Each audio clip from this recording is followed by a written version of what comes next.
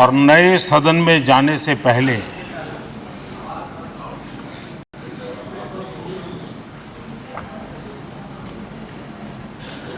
उन प्रेरक पलों को, इतिहास की महत्वपूर्ण घड़ी को स्मरण करते हुए आगे बढ़ने का ये अवसर है। हम सब इस ऐतिहासिक भवन से विदा ले रहे हैं। आजादी के पहले ये सदन इंपीरियल लेजिस्लेटिव काउंसिल का स्थान हुआ करता था। आजादी के बाद ये संसद भवन के रूप में उसको पहचान मिली। ये सही है, इस इमारत के निर्माण करने का निर्णय विदेशी शासकों का था, लेकिन ये बात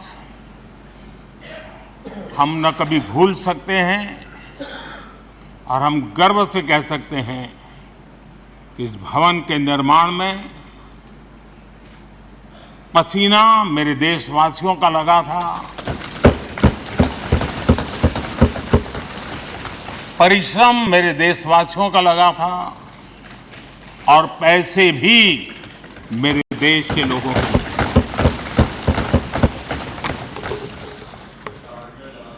इस 75 वर्ष की हमारी यात्रा ने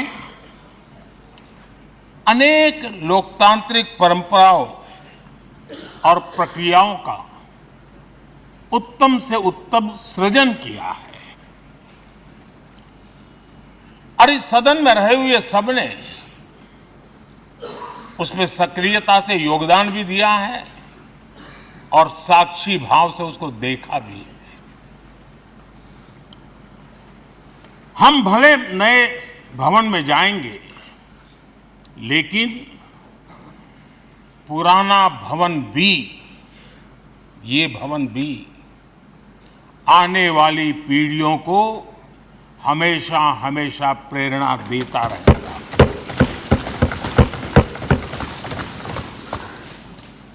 ये भारत के लोकतंत्र की स्वर्णिम यात्रा का एक महत्वपूर्ण अध्याय है, जो सारी दुनिया को भारत की रगों में लोकतंत्र का सामर्थ्य कैसे है, इसका परिचित कराने का काम इस इमारत से होता रहेगा।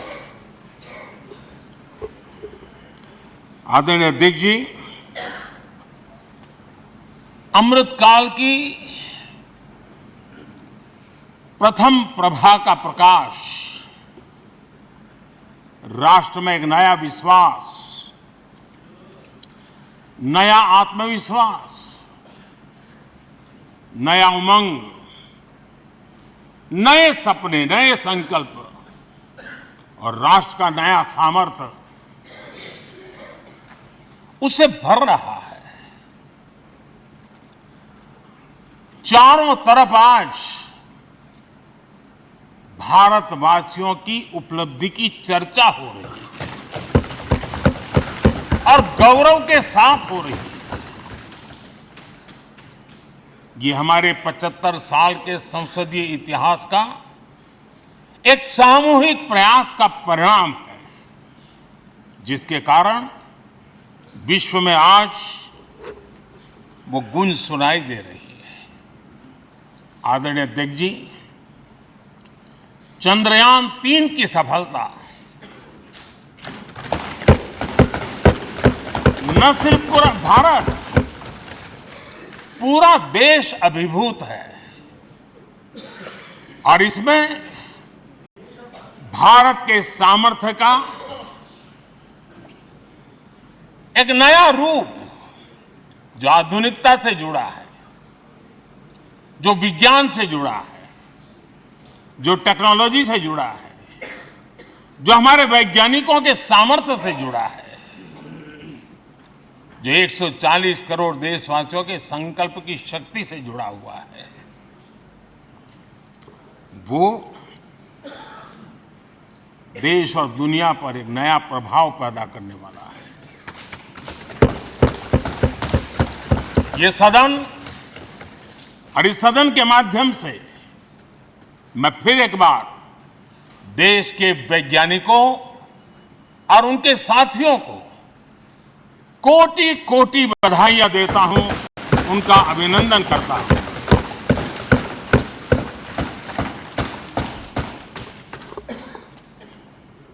आदरणीय अध्यक्ष जी,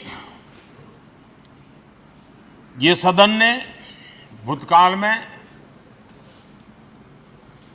जब नेम की समिट हुई थी, सर्वसम्मति से प्रस्ताव पारित करके देश के इस प्रयास को सराहा था।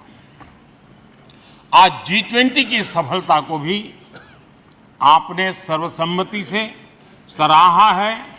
मैं मानता हूं देशवासियों का आपने गौरव बढ़ाया है। मैं आपका आभार व्यक्त करता हूं। G20 की सफलता 140 करोड़ देशवासियों की है। ये भारत की सफलता है,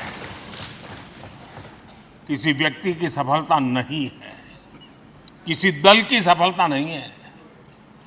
भारत के फेडरल स्ट्रक्चर ने, भारत की विविधता ने 60 स्थानों पर 200 से अधिक समिट और उसकी मेजबानी हिंदुस्तान के अलग अलग रंग रूप में देश की अलग अलग सरकारों ने बड़े आन बान शान से की और ये प्रभाव पूरे विश्व भर के मन पर पड़ा हुआ है।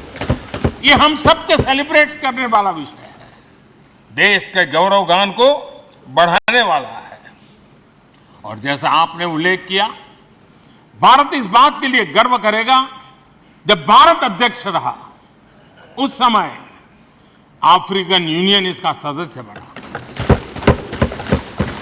मैं उस इमोशनल पल को भूल नहीं सकता जब अफ्रीकन यूनियन की घोषणा हुई और अफ्रीकन यूनियन के प्रेसिडेंट, उन्होंने एक इंटरव्यू में कहा कि मेरे जीवन में ऐसी पल थी, शायद मैं बोलते बोलते रो पड़ूंगा। आप कल्पना कर सकते हैं कि कितनी बड़ी अपेक्षा और आशाएं पूरी करने का काम भारत के भाग्य में आया। आदरणीय अध्यक्ष जी, भारत के प्रति शक करने का एक स्वभाव कई लोगों का बना हुआ है और जब आजादी मिली तब से चल रहा है। इस बार भी यही था, कोई डिक्लेरेशन नहीं होगा, असंभव है। लेकिन ये भारत की ताकत है कि वह भी हुआ और विश्व सर्वसम्मति से एक साझा घोषणा पत्र लेकर के आगे का रोड मैप लेकर के यहाँ से प्रारंभ हुआ है। और अध्यक्ष जी, आपके नेतृत्व में, क्योंकि भारत की अध्यक्षता नवंबर के आखिरी दिन तक है, इसलिए अभी हमारे पास जो समय है उसका उपयोग हम करने वाले हैं और आपकी अध्यक्षता